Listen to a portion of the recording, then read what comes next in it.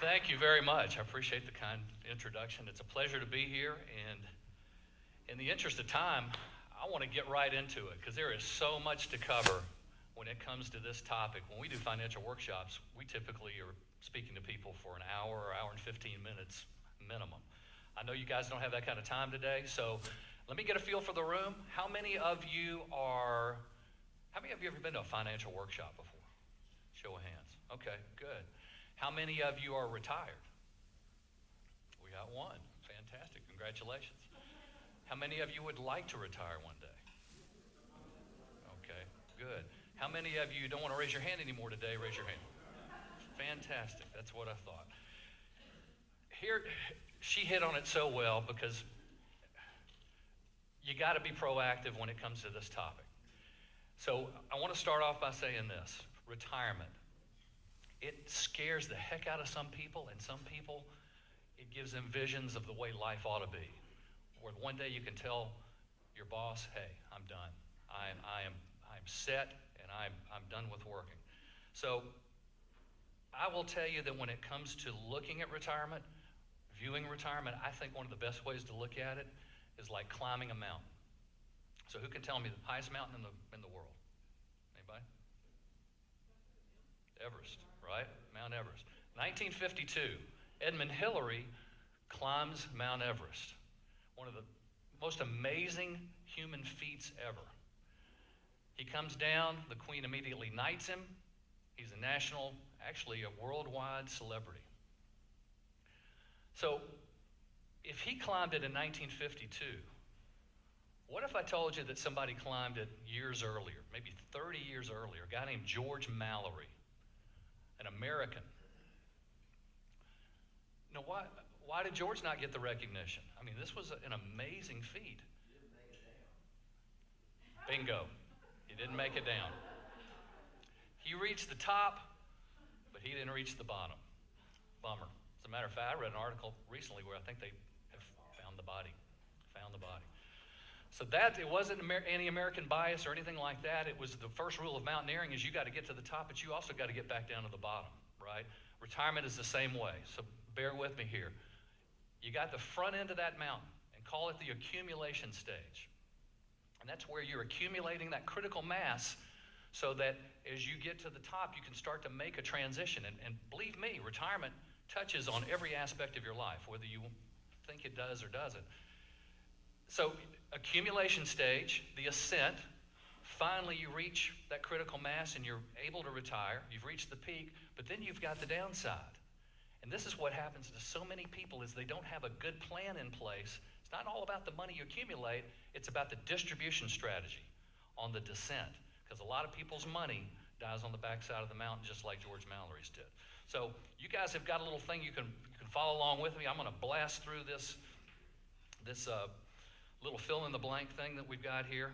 How about this? If you really wanted to, you could retire in 10 years or less. Now, is that realistic for most people? No, it isn't.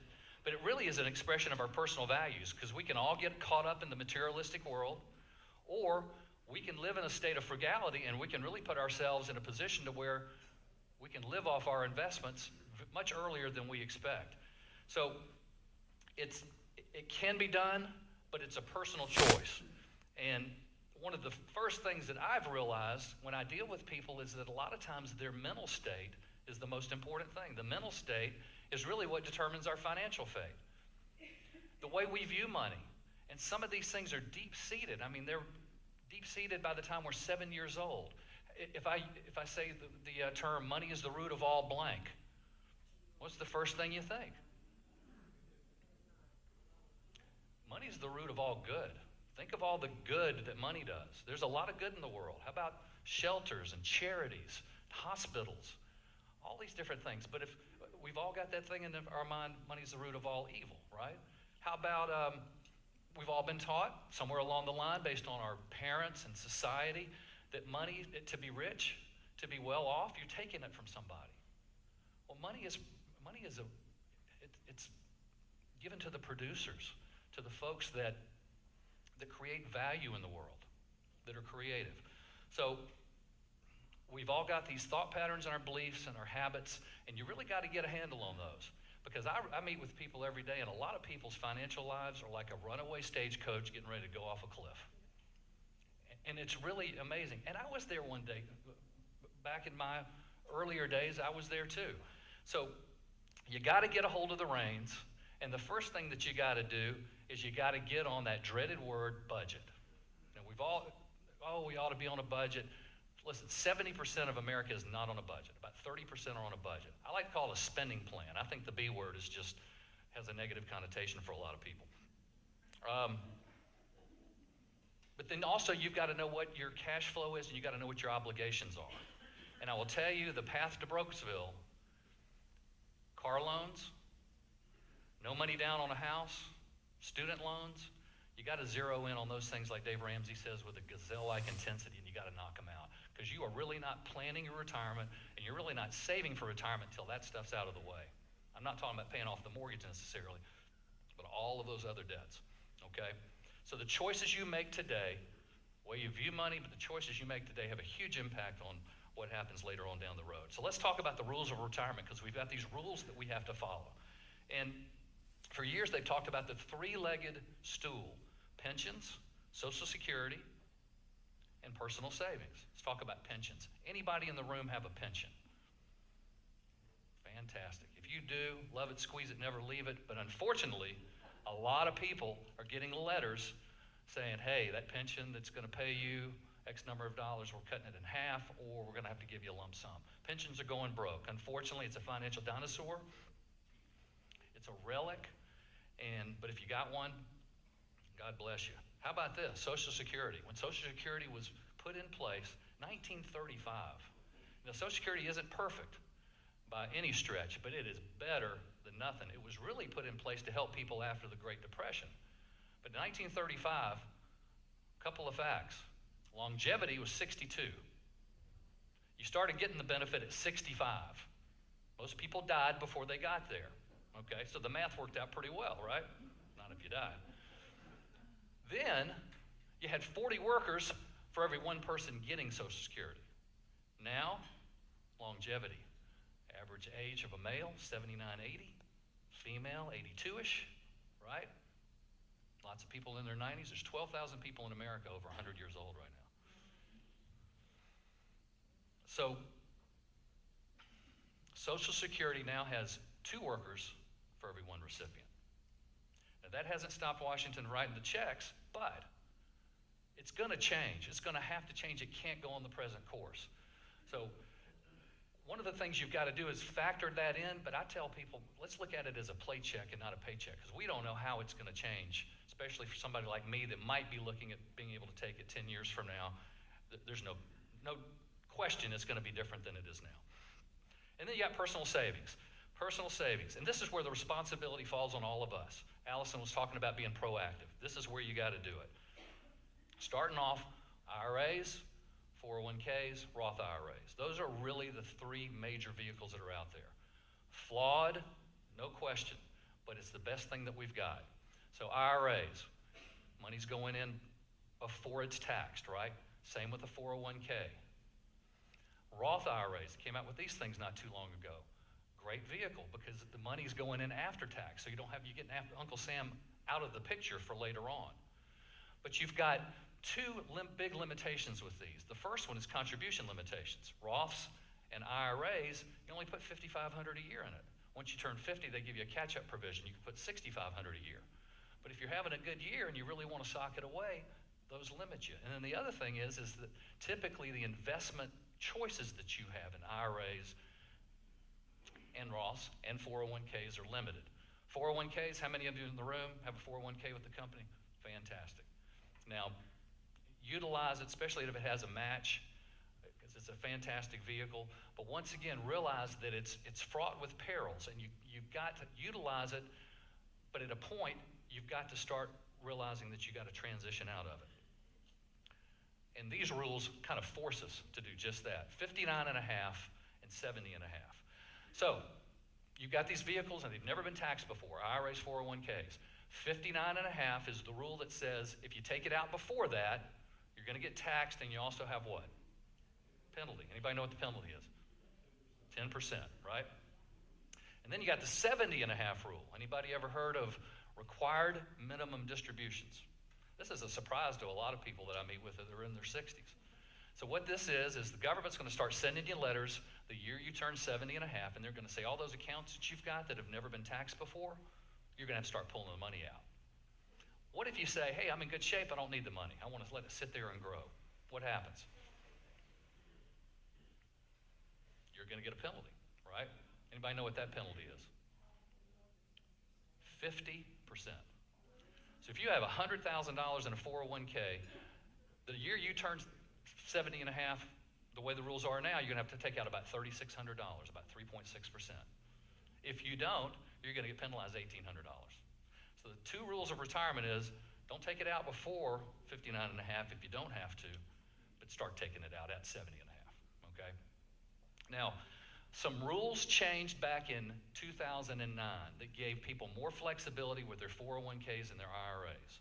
One's called an in-service distribution. It means if you're in service to a company, and once you've reached, sometimes before 59.5, you can start to transition some of that money out of the IRA or the 401k into other investment choices. And we're going to talk about some of those in just a second.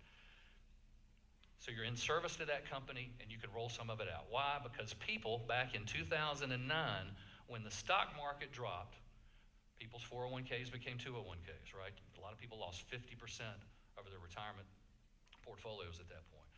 The other is, if you used to work for, say, Home Depot, and now you work for Lowe's, if you took your old 401k from Home Depot and rolled it into Lowe's new 401k, you can roll it out. You're not stuck in it. Or you can do something completely separate with the old Home Depot 401k.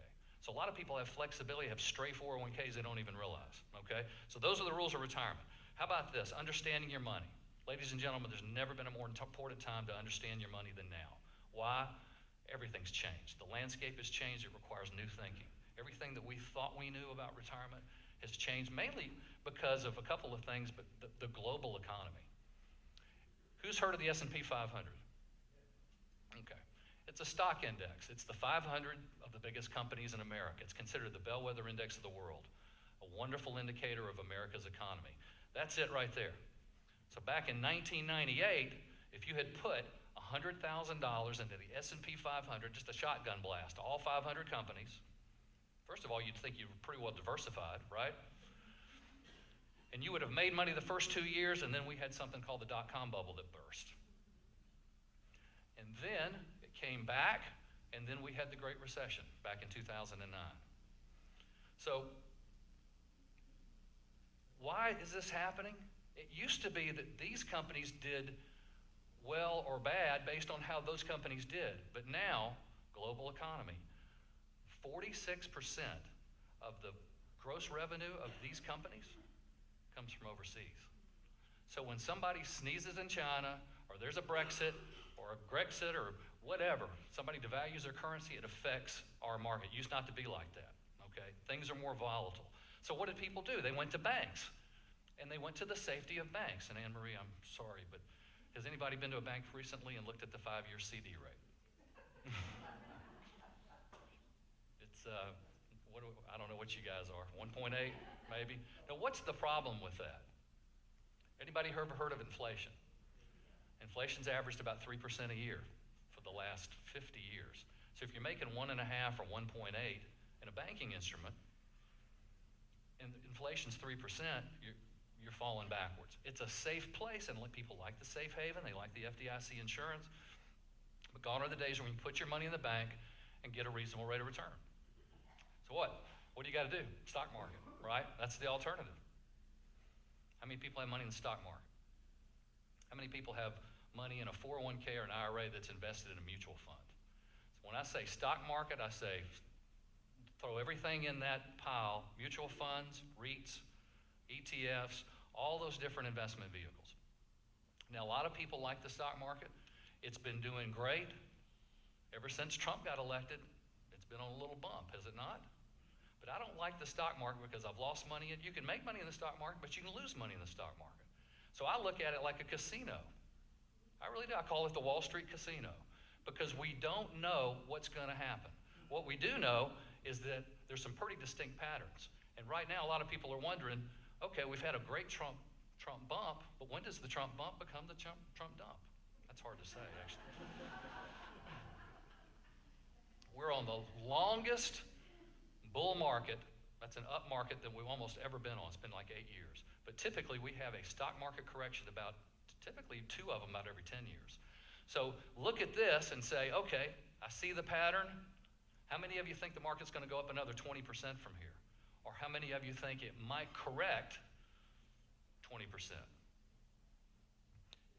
If you think it might correct, I don't care if you're 35 or 65, it might be time to transition a little bit of money out of the market, if you can. Some of you will be able to do it, some of you wouldn't be able to do it. I'll show you this other chart real quick.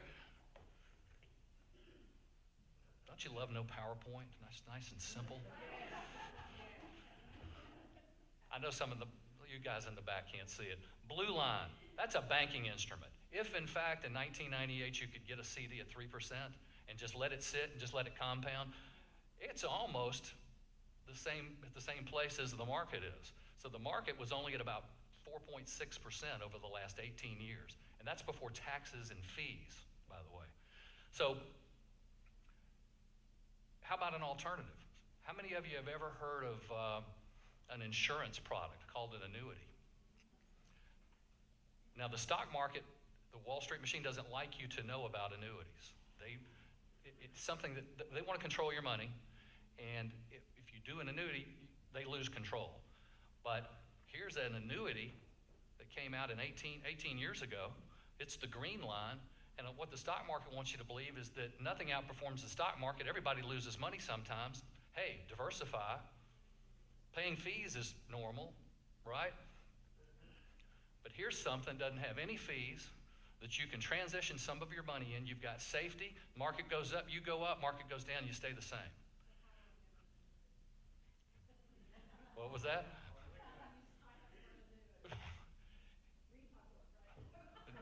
There's a book by Tony Robbins. There's 5 chapters about this product in here. He calls it the best kept secret. Most people don't know about it because Wall Street spends billions of dollars to make you think that insurance products are bad. So we can talk a lot more about that, but unfortunately, in the interest of time, but that is a best strategy. So if you've got somebody that's 35 years old, somebody that's 65 years old, should they invest the same? Why?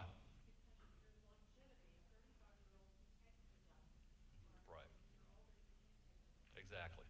So the older you get, the less of a time horizon you've got to make up these corrections, right? Okay.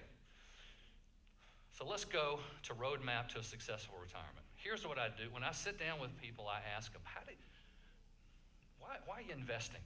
What are you doing it for? And I get wide and diverse answers. I get answers like returns, growth, assets. Every once in a while, somebody will say, fun, freedom. I want the freedom that comes with investing my money. All good answers, but rarely do I hear the answer that I think is most important when it comes to retirement and investing, and that is income. Because one day, if you want to retire, guess what stops? The paycheck. So this is where we've gotten to the top of the mountain, and we got to have a distribution strategy. Because I can tell you all kind of people that have sat down with me that left their money in the stock market, retired. One guy named Bob came to one of our financial seminars. He had saved $1 million, $1 million. His stockbroker said, you are set.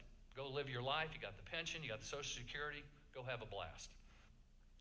11 years into retirement, this correction had happened, and he was sitting right here 11 years into retirement with a whole lot more life to live, and he was less than $200,000 in that account.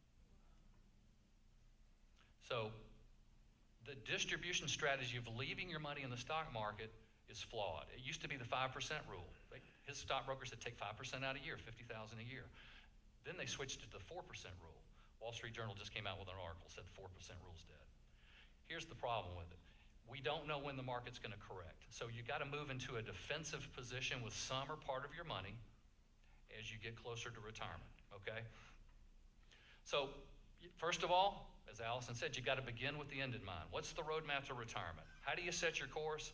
Begin with the end in mind. How do you want to live? How much do you think it's going to cost you to live? And I can show you some very easy math equations of how you can kind of get an idea of what that number is. But whatever that number turns out to be, it's much more important that you focus on income as the outcome, okay? Think about it. If you have a check coming in every month, you don't have to worry about the market, and you don't have to worry about paying the bills that month, and you're in retirement, I mean, that's what retirement's all about, right? Fun and freedom and playing with the grandkids and giving to charity freely and traveling when you want to travel. All those great things. That's the kind of retirement we all deserve. But it requires so much work on the front end to make sure that happens. First thing you got to do, you got to pay the debt. Get the debt out of the way. Then you got to start to maximize your savings. If you really wanted to retire in 10 or 15 years, you could do it. But you're going to have to save more of a percentage of your income than you probably ever thought about. It's not going to work at 10% or 15%. But if you've got debt, that's the chain that's just going to drag you down. It's just not going to work, okay? You got to utilize those tax-advantaged vehicles, tax-deferred vehicles, like IRAs and 401ks and fixed-indexed annuities and those types of things. But there's pitfalls, and understand what they are. You got to know your fees. So many people sit down and they've got, I've a lot of people come in with variable annuities. Don't like variable annuities because you can lose your money in a variable annuity. And they have a lot of fees.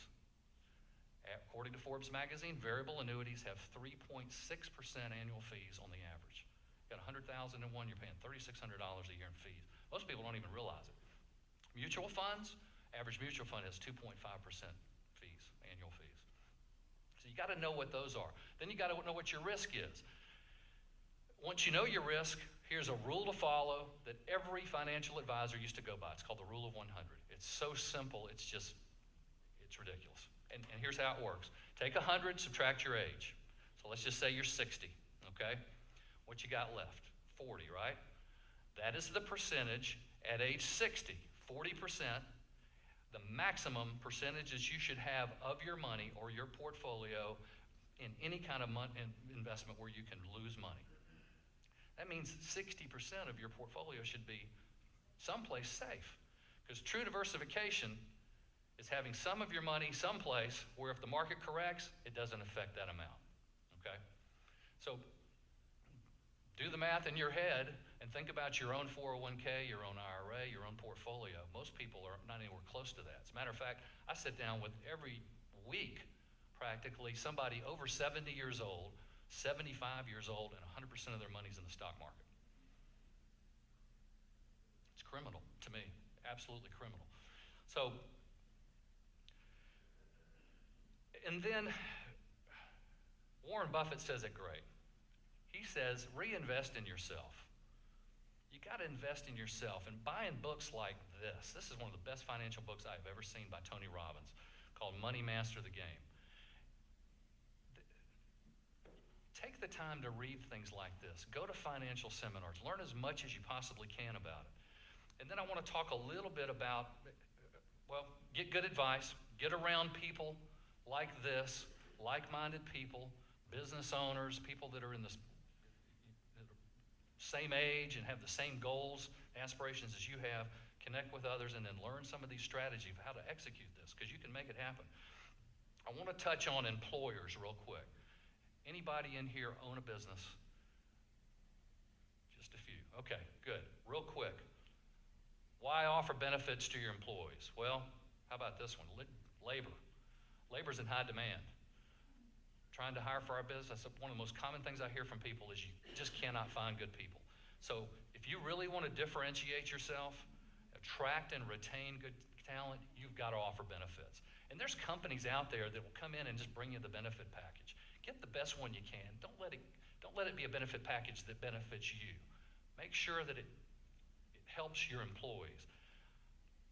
Number two It's coming down the pike. We don't know when, but at some point, because this whole world of retirement is just not, the first people are turning 65 that are using 401ks and IRAs, and it's not looking good for a lot of them. Mandated retirement plans are coming. We don't know when, we don't know what kind of shape or form, but you might as well just go ahead and be proactive and go ahead and set up some employee benefits in that regard. And then thirdly, employee loyalty. It ought to be a part of your succession plan. Care for those that care for your business. And be a leader. As a business owner, be a leader. Be one of those people that really wants to see your employees prosper. And they'll be loyal to you. So, we've talked about changing the world, and we've talked about being proactive. And we've all got the power to do that when it comes to retirement. And when it comes to retiring, think about what you want to retire to, what you want to be, how you want that to benefit the world. The power of having a life purpose. What's your why? That's one of the most powerful things, I think, to get people really jazzed about getting money set aside and recognizing that the future that you want to have is going to be up to you. What's fulfilling to you? What do you want your legacy to be? Doing what you're here to do. Third, satisfaction. The satisfaction of being able to give freely. To really be able to have serving others with a pure heart. Those are some of the best retirement plans. And when I sit down and talk to people who are already retired, that's what they say makes retirement so special. And then realize that you deserve it. You work hard for many, many years, and you deserve to be happy. You deserve to have the good things that come from working hard for a period of time and then being able to enjoy life in your later years. Realize that your stories and your experiences all impact the people around you. They impact the people that work for you. And you can really be a part of this whole retirement story that a lot of people are finding is challenging, but you can be impactful when it comes to that. So just realize that when it comes to retirement, when it comes to putting yourself in position for it, we've all got something to give, and we've all got something to give this world and change the world. And life ought to be like a potluck supper. Everybody ought to be bringing something to the table. Figure out what you want to bring to the table, and let's make it happen. Okay? Thank you very much.